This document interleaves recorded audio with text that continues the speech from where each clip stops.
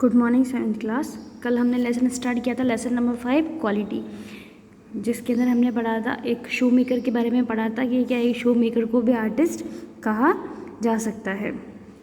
तो हमने पढ़ा था कि अगर कोई व्यक्ति अपने काम के प्रति बहुत ज़्यादा डिवोटेड है तो उसको आर्टिस्ट कहा जा सकता है, जो कि इसके अंदर हमने मिस्टर जेसलर के बारे में पढ़ा था, जो कि जर्मन के शो मेकर थे, एक जर्मन शो मेकर थे और लंदन के अंदर रहते थे। तो हम लोगों ने उन्हीं के बारे में कल पढ़ा था कि वो जो है बहुत ही अच्छे जूते बनाते थे और उनके जो जूते होते थे वो हमेशा लंबे समय तक चलते थे। ऐसा नहीं कि वो टेम्परेरी बना दिए और वो फट जाए, नहीं, उनके जो जूते थे वो बहुत ही लंबे समय तक चलते थे।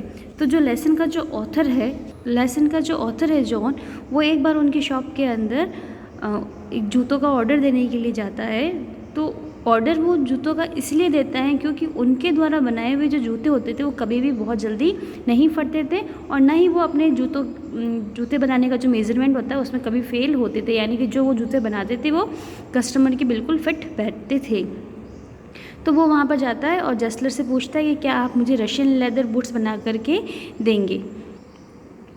और मिस्टर जेसलर जो होते हैं वो उसको देखते हैं और वो देख करके उसको बोल देते हैं कि आपको ये जूते कब तक चाहिए। तो वो बोलता है कि मुझे कल या फिर आने वाले कुछ दिनों में यह जूते चाहिए। तो जेसलर बोलते हैं ठीक है, मैं मेरे बड़े भाई से पूछूंगा। इस तरह से दोनों एक दूसरे से बात करते हैं, दोनों एक दूसरे को विश करते हैं, थैंक यू करते हैं और जॉन जो है वो भी दरवाजे से बाहर निकल जाता है और मिस्टर जेसलर जो होते हैं वह भी अपनी सीढ़ियाँ जो होती है उससे टिप टैप की आवाज़ करते हुए ऊपर चले जाते हैं। अब इसके आगे से हम स्टार्ट करेंगे।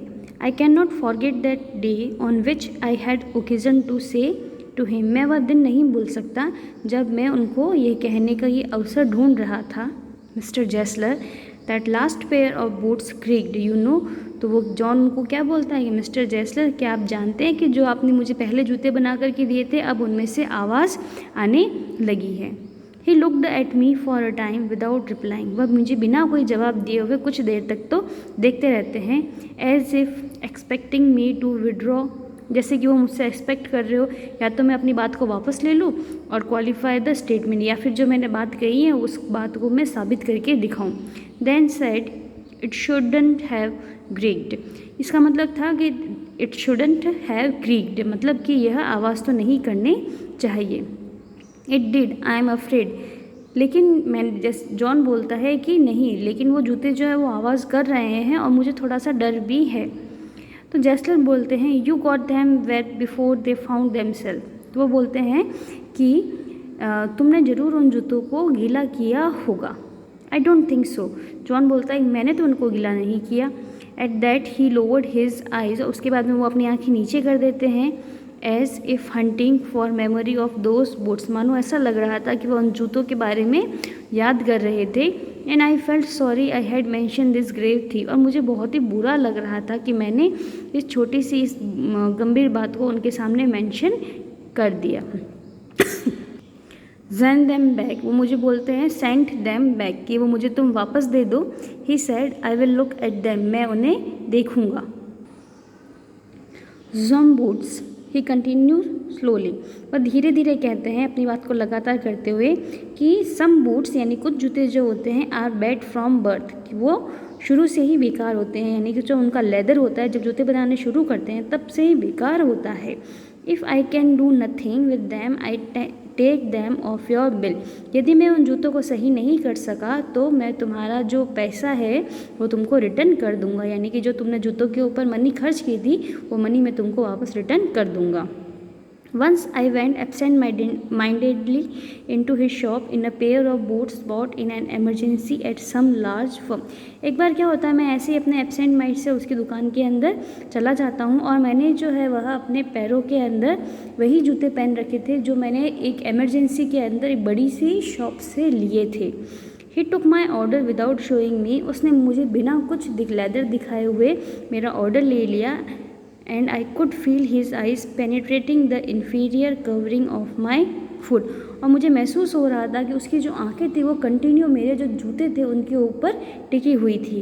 Eight last he said those are not my boots. और अंत में वो कह ही देता है कि ये जो जूते हैं वो मेरी शॉप के नहीं हैं।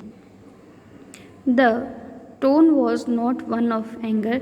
जिस लैंग्वेज में वो, जिस टोन में वह बोला था, ना तो वह गुस्से वाली टोन थी, नॉर ऑफ सॉरो, न ही वह दुख वाली टोन थी, नॉट इवन ऑफ कंटेम्प्ट, और ना ही वह कुछ ऐसी टोन थी जिससे उसको संतुष्टि ना मिलती हो। But there was in it something quite that froze the blood, लेकिन उसकी आवाज़ में ऐसा ज़रूर कुछ था जिससे सामने वाला का जो ब्लड है वह जम जाता था, यानी कि वह डर जाता था। He put his hand down and pressed a finger on the place, वह अपने हाथों को नीचे रखता है और उसके बाद में फिंगर को जूतों के ऊपर प्रेस करता है, दबाता है, where the left boot was not quite comfortable, जैसे कि जो लेफ़्ट साइड का जो बूट था वो यदि कंफर्टेबल ना हो तो।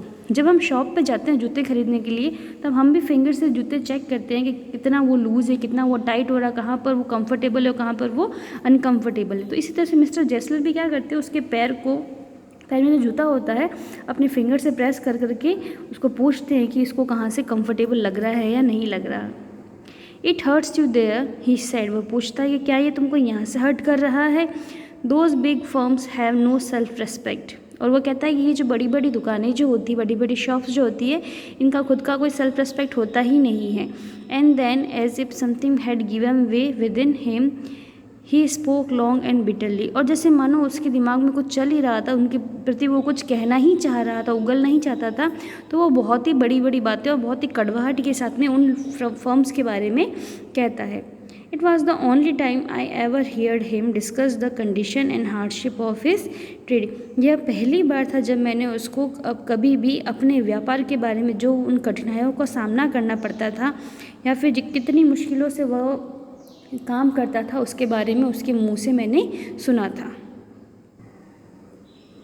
They get it all, he said, वो कहता है कि वे सब ले लेंगे। अब तो दे किसके लिए यहाँ आया है, यहाँ पर दे जो है वह उन लार्ज फर्म्स के लिए आया है। They get it by advertise not by work, वो कहता है कि जो बड़ी बड़ी फर्म्स जो होती है ये सिर्फ एडवर्टाइजमेंट के लिए काम कर रही है, यह अपने काम के लिए नहीं करती है, यानी कि इनको सिर्फ पैसों से मतलब है, इनको काम से कोई मतलब नहीं है, कोई क्वालिटी से मतलब नहीं है।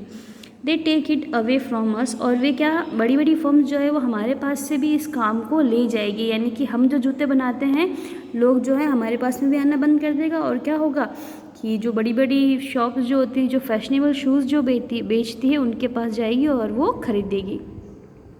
हु लव आवर बूट्स, कि हमारे जूतों को कौन प्यार करेगा। हु लव आवर बूट्स, हमारे जूतों को कौन पसंद करेगा। It comes to this presently I had no work, और ऐसा लग रहा है कि अब मुझे कोई काम भी नहीं मिलने वाला। Every year it gets less, हर साल जो है वो जो हमको काम मिलता है वह कम होता जा रहा है।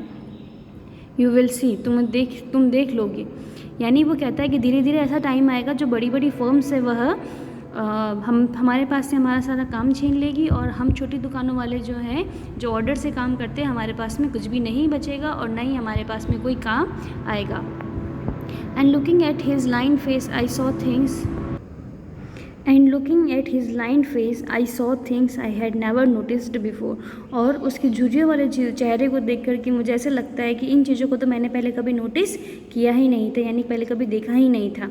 bitter things and bitter struggle and what a lot of grey hairs there seem suddenly in his red beard, अचानक से ऐसे मानो मुझे ऐसा लगता है कि मुझे उसकी जो रेड बियर है उसके अंदर बहुत ज़्यादा वाइट बाल दिखाई देते हैं, और उसकी लाइफ का जो स्ट्रगल होता है, जो कड़वापन उसने अनुभव किया होता है, वो अचानक से मुझे सब कुछ उसके चेहरे पर, उसकी बियर्ड के ऊपर दिखाई देने लगता है। As best I could I explain the circumstances of those ill omen boots, और मैं जितना अच्छे से कर सकता था मैंने अपने जो ये इल ओमन यानी जो अपशुगनी जूते थे इनके बारे में मैंने एक्सप्लेन किया। But his face and voice made so deep an impression that during the next few minute I order many pairs, लेकिन उसका जो चेहरा था, उसकी जो आवाज़ थी, उसने मेरे ऊपर बहुत ज़्यादा इम्प्रेशन डाला, और अगले ही कुछ मिनट तक उसने मेरे ऊपर बहुत ज़्यादा इम्प्रेशन डाला, बहुत ज़्यादा मुझे प्रभावित किया, और इस कारण से मैंने उसको बहुत सारे जूतों का ऑर्डर दे दिया। They lasted longer than ever, reason भी ये था कि उसके जो जूते थे वो बहुत ज़्यादा लंबे समय तक चलते थे। And I was not able to go to him for nearly 2 years, और मुझे लगभग अगले 2 सालों तक उसकी दुकान पर जाने की भी ज़रूरत नहीं थी। It was many months before my next visit to his shop, मेरी अगली विजिट होने मतलब काफ़ी समय हो गया था जब मैं दूसरी बार उसकी दुकान के ऊपर गया था। This time it appear to be his elder brother, और मानो ऐसा लग रहा था कि इस बार उसके दुकान के ऊपर कोई एल्डर ब्रदर था उसका, handling a piece of leather, जो कि लेदर के पीस के साथ में वहाँ पर खड़ा था।